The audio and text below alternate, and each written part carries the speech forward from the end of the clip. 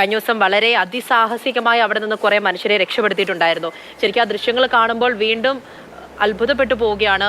ഏറെക്കുറെ സങ്കടം വരുന്നൊരു കാഴ്ചയാണ്. കാരണം പ്രകൃതിയുടെ കലി എത്രത്തോളം ഉണ്ടെന്ന് വീണ്ടും തെളിയിക്കുകയാണ്. അത്രത്തോളം കുത്തിയൊലിച്ചു പോവുകയാണ്.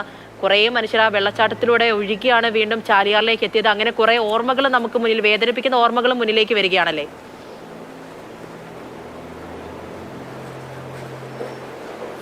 പൂജ, ഇന്നലെയാണ് അത് സംഭവിച്ചത്. മിനിഞ്ഞാന്ന് മലപ്പുറം ഭാഗത്ത് നിന്ന് ചാലിയാറിൽ തെരച്ചിൽ നടത്താനായി പുറപ്പെട്ട 3 പേർ അവർ കയറി മല കയറി ഈ സൂചിപ്പാറ വെള്ളച്ചാട്ടത്തിനും 3 വെള്ളച്ചാട്ടങ്ങളുണ്ട് അവിടെ. അതിൻ്റെ 2 വെള്ളച്ചാട്ടങ്ങൾക്കിടയിലുള്ള പാറക്കെട്ടിൽ അവർ അകപ്പെട്ടു.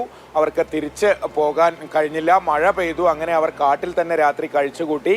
ഒടുവിൽ ഇന്നലെയാണ് പുറംലോകം അറിയുന്നത്. അങ്ങനെ കോസ്റ്റ് ഗാർഡ്, സൈന്യം, വനം വകുപ്പ്, ഫയർ ആൻഡ് റെസ്ക്യൂ എല്ലാവരും അവിടെ എത്തുകയും അതിസാഹസികമായി അവരെ രക്ഷപ്പെടുത്തുകയും ചെയ്തു. ഒരാളെ റോപ്പ് വഴി രക്ഷപ്പെടുത്തി, 2 പേരെ ഹെലികോപ്റ്റർ വഴി എയർലിഫ്റ്റ് ചെയ്തും രക്ഷപ്പെടുത്തി. എന്തായാലും അവരെ സുരക്ഷിതരായി പുറത്തെത്തിക്കാൻ കഴിഞ്ഞു. അത് ദുരന്തത്തിന്റെ ഭാഗമായി ഒറ്റപ്പെട്ടു പോയവരല്ല, തെരച്ചിൽ റെസ്ക്യൂ സംഘത്തിലെ ആളുകളായിരുന്നു, സന്നദ്ധ പ്രവർത്തകരായിരുന്നു. മറ്റൊന്ന് പൂജ ചോദിച്ചത് അതിൻ്റെ പ്രകൃതിയുടെ കലി, ആ വെള്ളച്ചാട്ടത്തിലൂടെയാണ് പൂജ ഈ 200 മൃതദേഹങ്ങളാണ് ചാലിയാറിൽ നിന്ന് കണ്ടെത്തിയത്. അവരൊക്കെ ഈ ദുരന്തത്തിന്റെ ഭാഗമായി ഒഴുകി ആ വെള്ളച്ചാട്ടത്തിലൂടെയാണ് താഴേക്ക് പോയത്. അപ്പോൾ ആ എത്രത്തോളം അതിനെ ചിന്തിക്കാൻ പോലും പറ്റാത്ത ഒരു കാര്യമാണ്. അത്രയും കുത്തി ഒലിച്ച് താഴേക്ക് പതിക്കുന്ന ആ വെള്ളച്ചാട്ടത്തിലൂടെയാണ് ഇത്രയും മനുഷ്യർ ഒലിച്ചു പോയത് എന്ന് ആലോചിക്കുമ്പോൾ, ആ ദൃശ്യം കാണുമ്പോൾ നമുക്കത് ആലോചിക്കുമ്പോൾ ഒരു ഞെട്ടലാണ്, പേടിയാവുന്നു അത് കാണുമ്പോൾ. പ്രത്യേകിച്ച് ആ വെള്ളച്ചാട്ടം കലങ്ങി വെള്ളം താഴേക്ക് ചാടുന്ന ഒരു കാഴ്ച, ഈ ഓർമ്മ, ഈ ആളുകൾ ഒഴുകിപ്പോയ ഓർമ്മയും കൂടെ നമ്മളെ വല്ലാതെ ഭയപ്പെടുത്തുന്നുണ്ട്. സാധാരണ ഒരു വെള്ളച്ചാട്ടം കാണുമ്പോൾ നമുക്ക് മനോഹരമായ ഒരു കാഴ്ച, സന്തോഷമാണ് തോന്നുന്നത്. പക്ഷേ ഷമീർ ഇന്ന് രാവിലെയാണ് എന്നെ ഫോണിൽ ആ ദൃശ്യം കാണിക്കുന്നത്. അപ്പോൾ എനിക്ക് ഓർമ്മ വന്നത് ഈ ആളുകൾ അതിലൂടെയാണല്ലോ ഒഴുകി താഴേക്ക് പോയതെന്ന് ആലോചിച്ചപ്പോൾ ഒരു ഞെട്ടലാണ് ഉണ്ടായത്.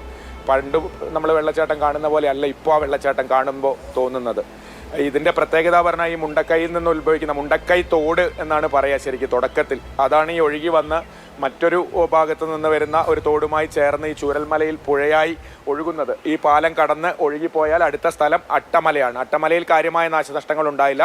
അട്ടമല കഴിഞ്ഞാൽ ആ പുഴ എത്തുന്നതാണ് സൂചിപ്പാറ വെള്ളച്ചാട്ടം. അതാണ് നമ്മൾ ഇന്നത്തെ ആ പുതിയ ദൃശ്യങ്ങളിൽ കാണുന്ന ഭാഗം. അവിടെ അതായത് വയനാടിൻ്റെ ഉയരം നമുക്കറിയാം, സമുദ്രനിരപ്പിൽ നിന്ന് ഹൈ ആൾട്ടിറ്റ്യൂഡിലുള്ള ഒരു സ്ഥലം. അവിടെ നിന്ന് താഴെ മലപ്പുറം ജില്ലയുടെ ആ ആൾട്ടിറ്റ്യൂഡിലേക്ക് ഈ പുഴ പതിക്കുകയാണ്. അതാണ് സൂചിപ്പാറ വെള്ളച്ചാട്ടം. എന്നിട്ടാണ് ചാലിയാറായി ഒഴുകുന്നത്. അങ്ങനെ ആ വെള്ളച്ചാട്ടത്തിലൂടെ താഴേക്ക് പതിച്ച് അതിലെയാണ് ഇത്രയും ആളുകൾ ഒഴുകിപ്പോയത് എന്ന ആ ദൃശ്യം കാണുമ്പോഴുള്ള ഒരു ഞെട്ടലാണ് ഞാൻ നേരത്തെ പറഞ്ഞത്.